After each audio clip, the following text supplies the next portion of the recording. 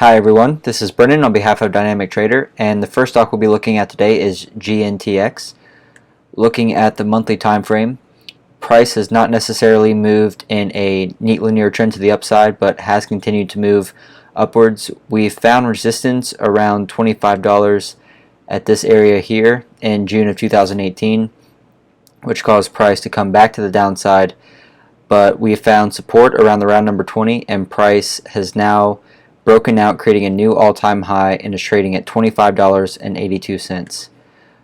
Looking at the weekly time frame, we can see that price is trading above the 200 moving average and the 50 moving average, and price on this stock has found strong support at the 200 moving average here and in this area here. Looking at the daily time frame, we can see that price is trading above the 250 moving average on this time frame as well, giving us a bullish bias and a bullish trend on this stock.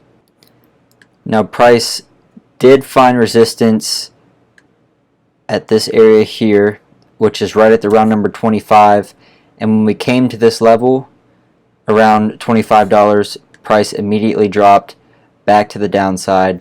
But we did find support at the 50 moving average, which has caused price to hold strong and move back to the upside following the release of earnings. And as we can see here, we had very high volume on this stock during the earnings release, which is a good sign, along with the strong bullish bar that was produced last Friday, that this stock could continue to the upside.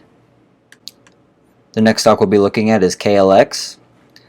On the monthly time frame, we found resistance around the round number 50, which caused a sharp decline in price. Price did find support around the $25 mark, and now price is trying to move its way back to the upside towards the round number 40.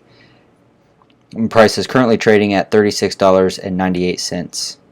If we look at the weekly time frame, price is trading above the 200 moving average and the 50 moving average, but we'd like to see this 50 moving average start to make its way and trade above the 200 moving average. Now price is at a very strong area of resistance at this time. We can see that price struggled around this area here as well as here, and we also found some resistance and support in this area here. So with price being right at this resistance level, it would be best to wait for price to break above and continue to the upside before considering any positions on this stock. Looking at the daily time frame, we can see that price is also trading above the 250 moving average. Same situation here. I'd like to see this 50 moving average start to make its way above the 200 moving average. We also have an increase in volume on this stock, which means that there is some interest on KNX. Now what I like about this stock is that on the daily and weekly time frames, we have found support at the 250 moving average, which gives us a cluster support zone to where if we were to take a trade on this stock, we would have a strong area of support close to our entry, to where if price did move against us, we would most likely have price continue to find support around this area and move to the upside. But we do have earnings coming out this week, so it is definitely best to stand aside due to that and the strong resistance level price is currently at, and see what happens after earnings before basing our trading decisions on this stock. And the last stock we'll be looking at is SAFE. Looking at the monthly time frame, price found strong resistance at the round number 20, but once we broke above this level, we had a very strong move to the upside, and price is currently trading at $32.98. Looking at the weekly time frame, we did not have enough data, considering that this is a new stock, to produce a 200 moving average, but we are trading well above the 50 moving average. And looking at the daily time frame, price is trading above the 250 moving averages. We did find some resistance around the round number 30. Price did break above, but came right back below, went through a little bit of consolidation.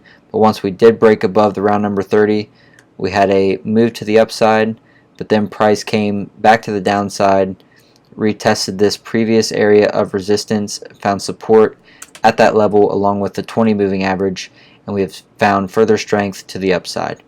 And again, on this stock as well, there's a lot of interest on this stock due to the very high increase in volume.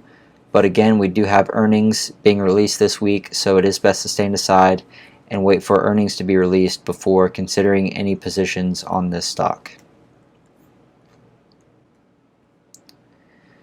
One thing I want to point out is that last Friday we had a strong bearish day within the market, and shown here is the daily time frame of the Dow Jones, which produced a bearish bar.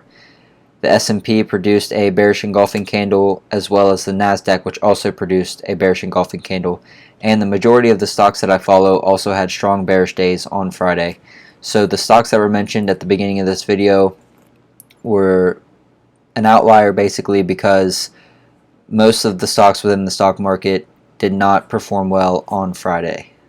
So with that being said, it may be a good idea to keep a close watch on the market this week, and if you have any open positions, to manage your trades and tighten your stops to make sure that you don't give back too much of the open profit to the markets if price were to continue to the downside. And with the market's price